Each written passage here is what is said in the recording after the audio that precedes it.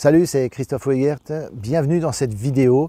Dans le chapitre « Comment devenir acteur », la grosse question qu'on se pose aussi, c'est comment faire, comment gérer le fait de ne pas tourner depuis des mois et éviter la déprime. Si vous aimez cette vidéo, eh bien likez, partagez, voilà, abonnez-vous à ma chaîne, appuyez sur la clochette et mettez dans les commentaires un petit peu est-ce que vous aimez ce format court et quelles sont les questions que vous voulez que j'aborde dans mes prochaines vidéos.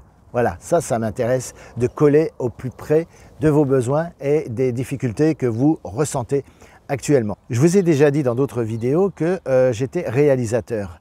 Alors je vais partager avec vous la bande-annonce de mon dernier film qui a fait le tour des festivals en France et un petit peu en Belgique aussi, L'ombre et la lumière. Voilà, un film court-métrage. Je vais vous envoyer la bande-annonce et on se retrouve tout de suite après pour le sujet de cette vidéo.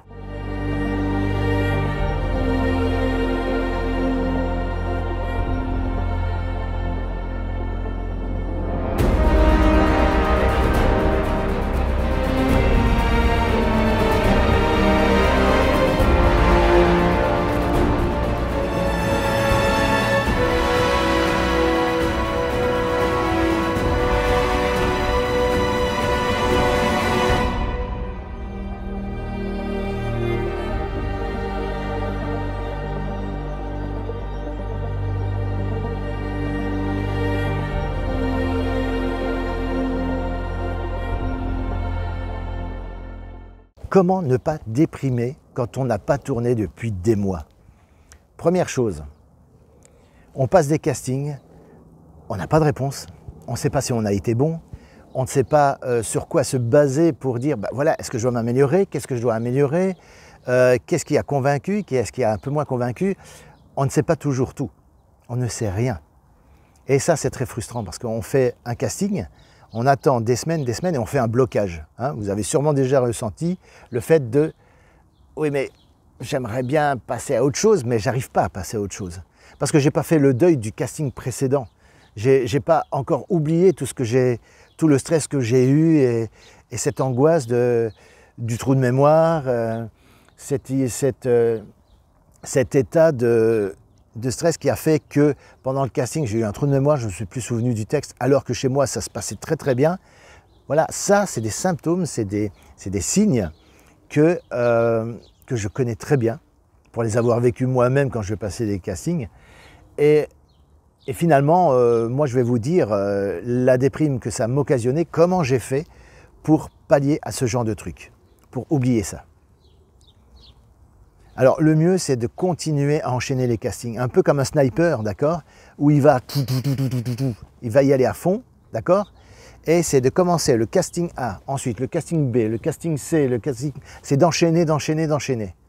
Le seul truc c'est que attendre des réponses, c'est que vous allez être en attente tout le temps, souvent. Et moi j'ai connu des périodes d'attente effroyables où ça me gavait quoi, vraiment, ça me gavait vraiment. Et c'est très difficile de passer à un autre casting. Et dans ces cas-là, vous savez comment on se sent? Et vous l'avez sûrement déjà ressenti, on se sent inutile. On se sent rejeté. On se sent comme si personne n'avait envie de vous calculer, et personne n'a envie de travailler avec vous. Il y a un truc qui, moi, m'a beaucoup aidé, psychologiquement, moralement, etc., c'est d'avoir mes propres projets. J'ai commencé à écrire des scénarios, à amener des copains dessus, à trouver une caméra, un truc tout simple. C'était très simple. Moi, j'ai fait ça à l'âge de 17 ans. Mon premier long métrage, je l'ai fait à l'âge de 17 ans avec des copains. Et ça m'a fait du bien. Ça m'a fait du bien parce que j'étais en phase où j'étais en train de découvrir tout mon potentiel. Et je les remercie tous les jours encore aujourd'hui, 30 ans plus tard, près de 30 ans plus tard, peut-être même un peu plus, de m'avoir permis d'avoir eu cette expérience-là avec eux, parce que ça m'a fait prendre conscience très vite que acteur c'était bien, mais derrière la caméra c'est sympa aussi. En tout cas pour moi ça faisait vraiment écho à ce que je pouvais avoir envie de faire. Et donc ça m'a habité toute ma vie si vous voulez. Voilà, donc le fameux conseil que je vous donnerai c'est faites la même chose. Faites la même chose.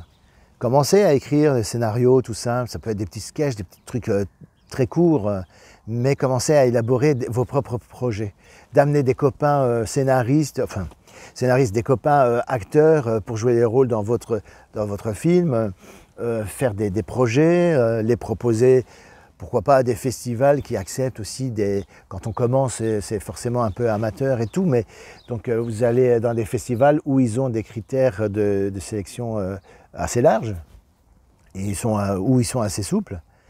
Et voilà, vous enchaînez les projets, et vous rencontrez des gens, et c'est génial. Et dans la foulée, bah, vous continuez à faire des castings. Mais je vais vous dire un truc, hein, un secret, et ça me prouvera que vous avez vu la vidéo jusqu'au bout, si vous êtes au courant de ce secret-là. Mettez-moi dans les commentaires d'ailleurs, tiens, le secret, je l'ai entendu, Christophe, tout, comme ça me donnera une idée de jusqu'où vous avez vu cette vidéo. Eh bien, le secret, vous savez ce que c'est?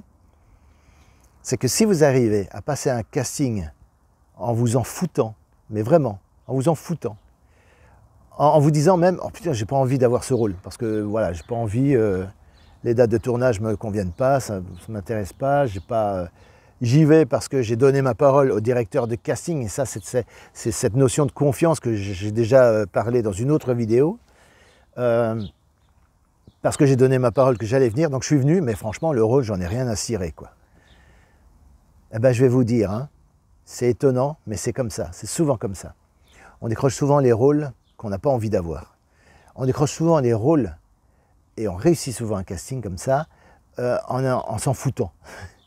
C'est pas évident, mais se mettre dans l'état d'esprit de, voilà, j'ai rien à gagner, j'ai rien à perdre, j'y vais parce que ça fait partie de mon boulot, on m'a contacté, donc c'est tout à fait normal que je vienne, mais je vais dire le texte tranquille, et paradoxalement, comme vous vous en foutez, vous n'êtes pas en train de stresser, vous n'êtes pas tendu, et paradoxalement, vous êtes plus efficace. Parce que vous êtes plus relax, donc du coup, le texte, il vient tout seul. Il n'y a pas d'hésitation, il n'y a pas de trou de mémoire. Vous le faites à votre sauce et vous vous dites, oh, de toute façon, ça leur plaît pas, mais je m'en fous en fait. Parce que j'en ai rien à foutre de ce film, j'en ai rien à foutre de ce projet. Voilà, c'est un casting parmi tant d'autres, j'en ai fait tellement de toute façon que... Vous voyez, c'est arriver à un état d'esprit où vous venez avec le moral training, j'ai envie de dire, où vous êtes dans vos baskets, tranquille, bien dans vos baskets, et vous faites votre boulot d'acteur, tout simplement. Et ça plaira à qui ça plaira, et si ça ne plaît pas, de toute façon, on s'en fout, quoi.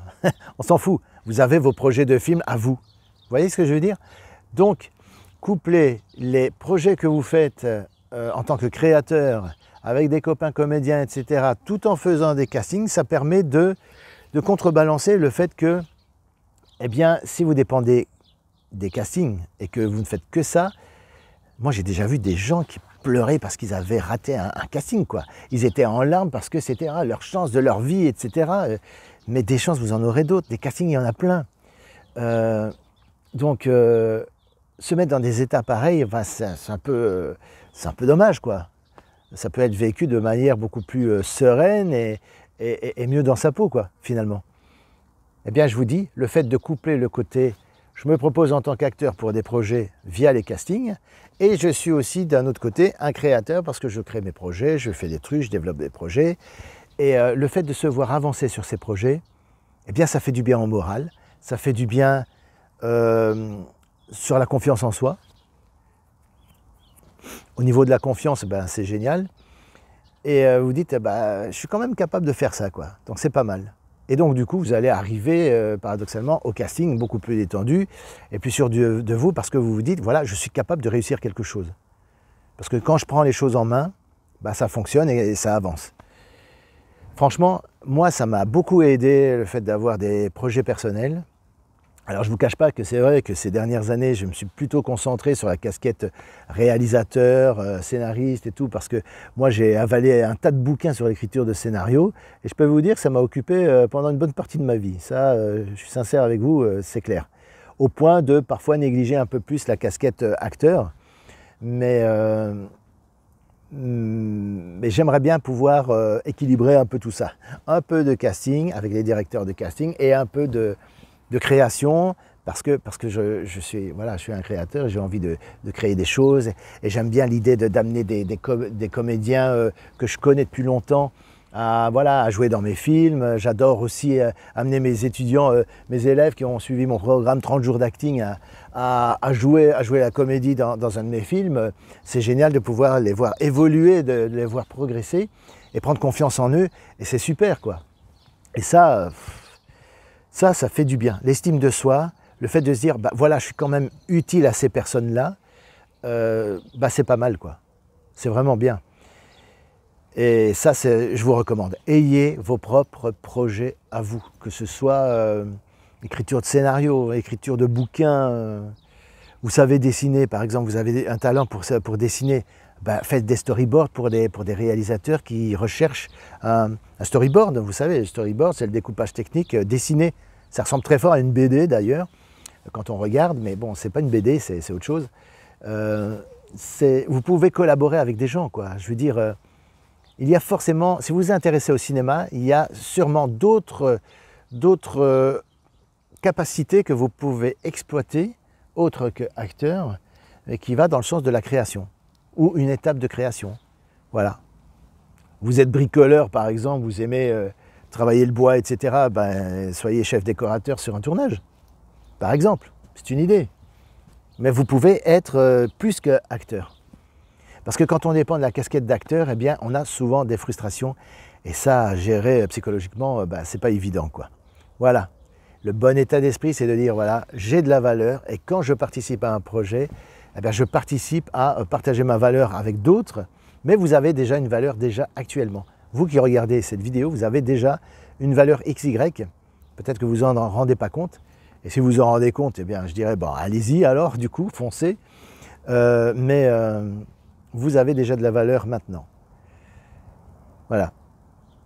Et le fait d'être rejeté dans les castings systématiquement et de dépendre de ça, eh bien, ça vous fait oublier que vous avez de la valeur. Donc créez, voilà, faites vos projets. Voilà, en gros, c'est ça, le gros conseil que je vous donne, c'est de faire vos projets. Voilà. Je vous propose maintenant 30 minutes de coaching offert. Il y a un lien Calendly juste en dessous de cette vidéo. Et il y a un compte WhatsApp. Comme ça, moi, je pourrais partager des documents comme articles de presse, passages télévision, etc. Et on verra ensemble le plan d'action adapté à vous, à votre parcours, pour que vous puissiez vous lancer votre carrière d'acteur, d'actrice et de commencer à enchaîner les tournages et les rôles qui vont faire que vous allez prendre confiance en vous et que vous allez devenir l'actrice, l'acteur que vous méritez de devenir. Voilà, c'est dans la description de cette vidéo. En attendant, dites-moi dans les commentaires si vous développez vos projets. Ça m'intéresse de le savoir. Je vous dis à très bientôt pour une prochaine vidéo. Ciao, ciao!